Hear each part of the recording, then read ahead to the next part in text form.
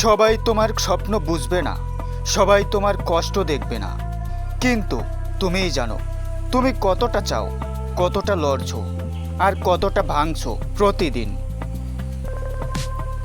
আজকের গল্প তোমার মতো একজন সাধারণ মানুষের যে স্বপ্ন দেখে আর হাল ছাড়ে না। আমি অনেকবার হেরেছি, পরীক্ষায় ফেল, চাকরিতে রিজেকশন, বন্ধুদের অবহেলা, আত্মীয়দের কটাক্ষ সব পেয়েছি, কিন্তু তবু থামিনি। কারণ আমি জানতাম আমি পারি।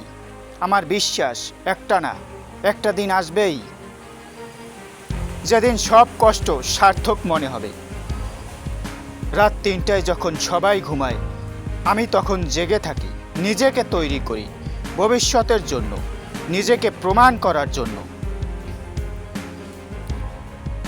সাফল্য কি সহজ না? তবে সম্ভব, হ্যাঁ, যদি তুমি লড়ো, যদি তুমি নিজেকে বিশ্বাস করো। যে তোমাকে বলেছিল তুই কিছুই পারবি না, আজ তার মুখ আমি বন্ধ করে দিয়েছি। কোনো কিছু যখন তোমাকে দমিয়ে দিতে চায়, তখনও তুমি নিজেকে জিজ্ঞেস করো, আমি কি সত্যিই থেমে যাব, নাকি আমি প্রমাণ করে দেখাবো?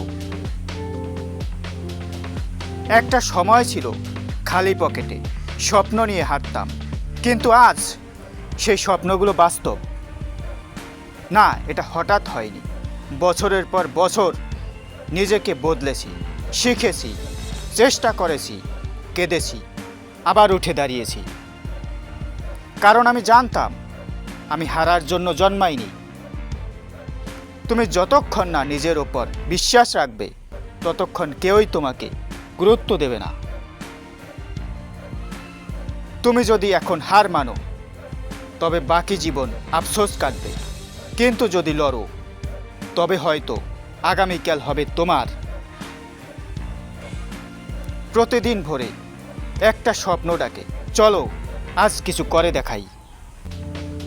আর আমি কোনো অজুহাত খুঁজি না, কারণ আমি জানি সফলতা আমার অপেক্ষায় আছে, ঠিক সামনে, একটা শেষ চেষ্টার দূরত্বে। তুমি যদি এখনো ভাবছো শুরু করবে কিনা, তবে জেনে রাখো আজই সেরা সময়।